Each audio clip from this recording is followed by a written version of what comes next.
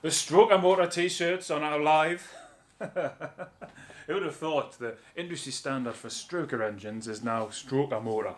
But if you like the t-shirt, there's always a link in the description. On this video, we're going to continue with the bottom end assembly, so oil pump end casings, and we'll get it all ready to get the sump on and get the head on. I think there's about 3 videos left in this engine build sort of series. So what I'm going to do is I'm going to give away one of these t-shirts on every single video. If you want one of these t-shirts, I'll send it to you absolutely free. All you have to do is like this video, comment on the video, tell us what you like about the channel.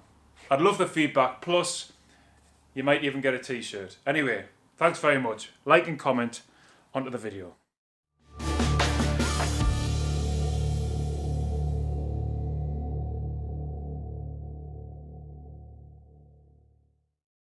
So this is how we left the engine at the last video. The crank's in, the rods and pistons, the piston rings, all of that is in. It's all tightened down, it's checked for clearances, and it's really good. So currently this 2-litre Stroka Motaa is in fine fettle.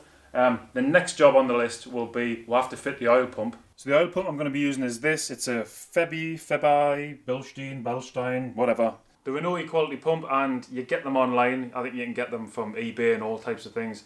I've used the Febi, Bilstein stuff before, and I've never had a single problem with them. So I'm quite happy to use it again on this build. So I'll be fitting the oil pump as well as a new oil pump chain. So before you fit the pump, you just got to make sure the sealant face on the block is absolutely immaculate. Your 2 spline collars are in place because they locate the pump.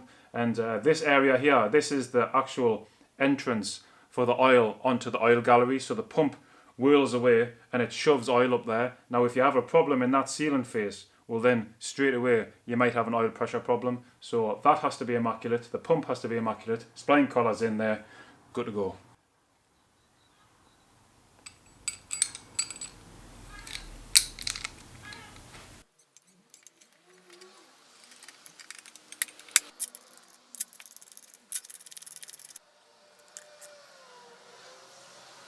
This is a brand new tensioner, and they have a nice spring-loaded arm there, and that's what keeps the tension on the chain. So you just got to start the bolt off, hook the arm behind the block section there, and then put tension on the chain by pulling it over and tightening it down. And this also goes down to 15 Newton meters. The final bit's then the oil pickup. This is a brand new one with a brand new seal. I just like to put oil on. And they are just another 15 Newton meters, and you have to make sure that that seal is on the end of the pickup, otherwise, again, more oil pressure problems. I just nearly set my neck. What a muppet.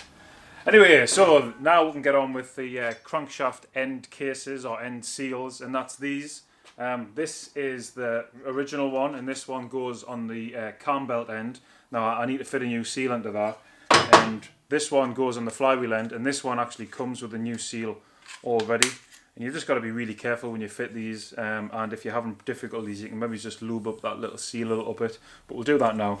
Now if I was going to be selling this engine, then I would get it all aqua blasted, all the rest of it, to make it look absolutely immaculate, but I'm not, so this is good enough for me. A damn good scrub with loads of brake cleaner, and there's absolutely no muck in there whatsoever. It just, you get that brown tint off the oil, but this will do me.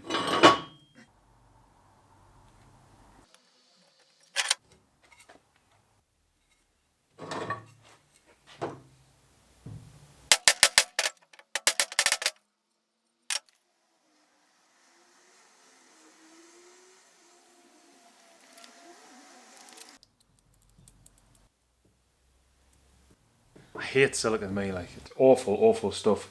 But you just got to make sure you don't put too much on as well, and then you just got to guide this seal over the nose of the crank. You just got to take it nice and gently. It shouldn't take any lube, but if it's a little tight, then sometimes you just got to put a little smear on. But we'll see how it goes. Woohoo!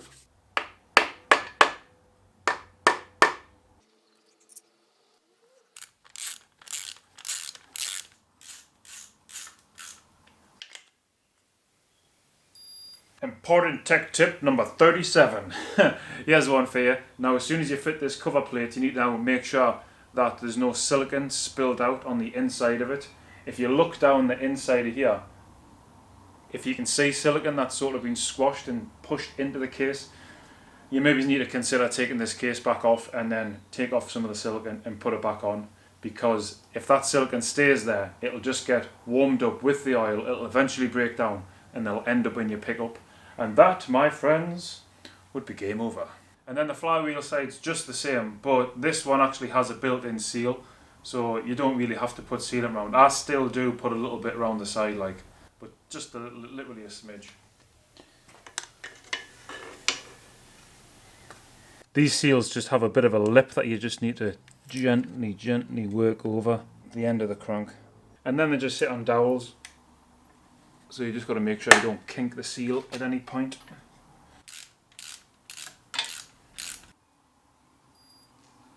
Go on, admit it. How awesome is this content? Bloke struggles torquing bolts down side of engine. There we go.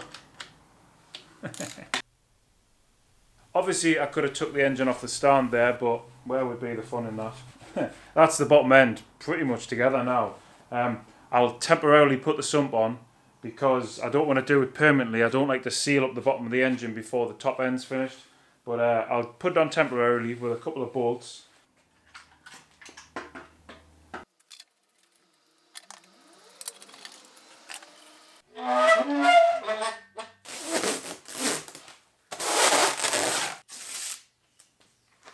We don't want to get muck inside the engine now, so that's all sealed up. Not the sexiest of content, I'll give you that, but absolutely essential to get the engine running. So thanks very much for watching that. Remember to like and comment. Let us know what you like about the channel in the comments, and you could win one of these t-shirts. Really do appreciate everyone that watches.